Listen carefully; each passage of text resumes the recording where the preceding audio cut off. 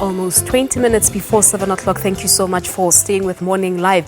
Now, what's the way forward really post the ANC's 54th National Elective Conference? Now, a week ago, slate results was expected, meaning that it was either Cyril Ramaphosa or Nkosazana Dlamini-Zuma would have taken power alongside a preferred group.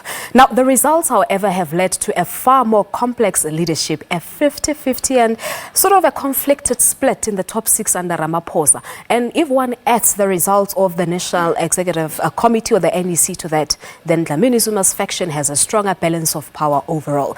But to talk to us about these and other issues, of course, pertaining to the conference, we are joined now by political analyst Chrys Matubatuba. And Matubatuba, good morning to you. Thank you so much for coming through. Good morning, House Police. Now, some have referred to this result as a poison chalice for Cyril Ramaphosa. What's your take on that? And if you had to choose just one important task that you think that Ramaphosa should take it upon himself, what would that one be?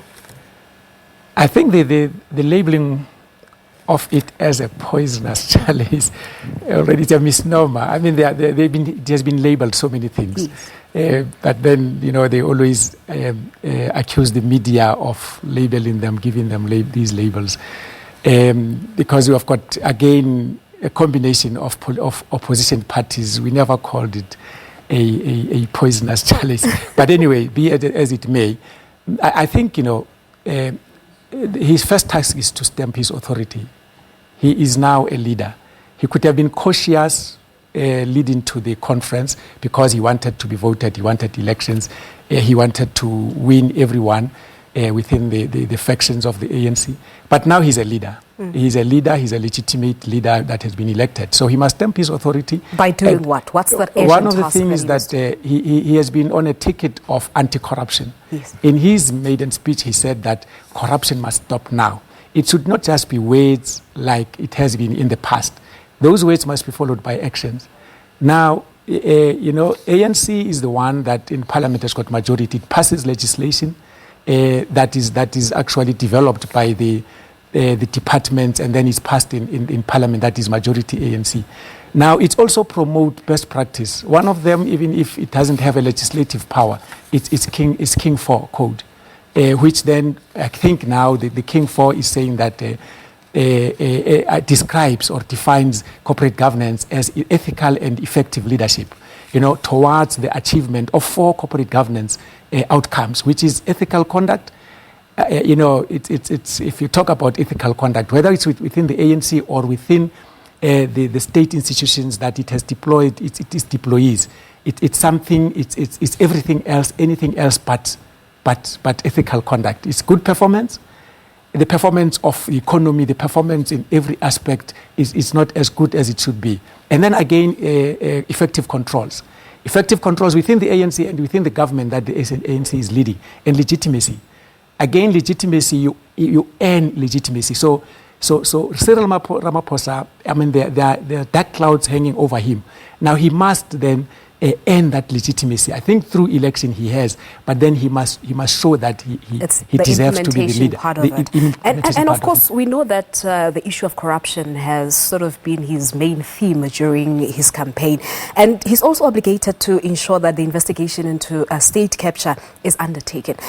How does he deal with this when President Jacob Zuma and some of the top 6 members, also some members of the NEC, are also implicated? Is it going to be an easy one for him? Now, the president of the ANC is still the deputy president of the country. Now, the president appoints. So I think the High Court in the Northern Gauteng High Court has made it easier for him, maybe, even if he may have to take over, has instructed the president to set up that commission within 30 days. A judge that should have been selected by the Chief Justice. So when it comes there, but he has always been saying that. Now there are talks that there may be a reshuffle. Now that's one of the good things that may happen, because he has been so vocal about the wrong things that are happening in the government that he's part of. Now that he's in the presidency of ANC, he has got the prerogative with his leadership there to decide whether they have to recall the current president, Yeah. so that then they can redeem the ANC from this situation. But will that move be an easy one for him as well, taking into consideration that President Jacob Zuma's supporters are still there within the top 6 itself and also within the NDC? Can they recall the president? Do you think it's going to be an easy one? It's not going to be easy, but you know what? One of the things that Mr. Cyril Ramaphosa has to do is to be decisive. He must learn from the president, the current president of the country, that even as the president of the ANC, he has been decisive. But decisive taking decision on things that were wrong, maybe. If he said he was going to reshuffle the cabinet, he would not even consult them. He would just reshuffle the cabinet. It's not been said that he should also not consult. He should consult. He should command leadership. And then he should be decisive. He should not try to please everyone, because you cannot. He has a program here that he has got a program of fighting corruption. And if he wants to do that, he needs to put in place things that will help him, that will take him, vehicles that will take him to fighting corruption within the ANC and within government that is led by the ANC. Mm-hmm.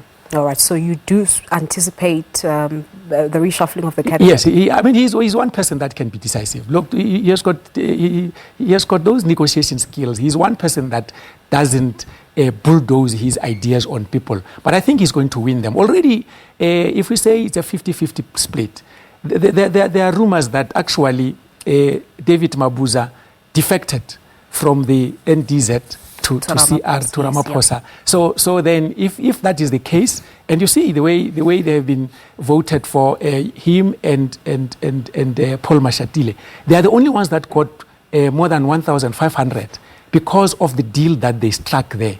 But some are saying that he might be the most difficult person towards Cyril Ramaphosa himself as his deputy. Look, this guy has got a lot at stake. He is preparing himself as the deputy president now. He is preparing himself to be a president. Now he must start acting like a president. And I think I am encouraged by David Mabuza, because he was said to be part of the Premier League. And when he dissociated himself, he stood up in public and said he's not part of that. And we have seen him progressively really distancing himself from that. When he said that he's for unity, even when people were mocking him that, what is this unity? You vote for an individual, not for unity. But this is, at the end of the day, actually, David Mabuza has won in this case. And he's part of this. And I'm certain that because now he has rubbed the wrong side of NDZ, he's going to be he can't be in the middle.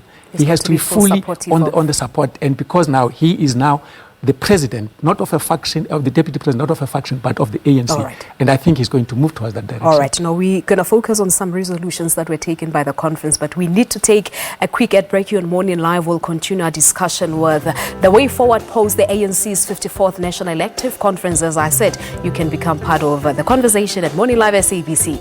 It's a Twitter handle. We'll be back.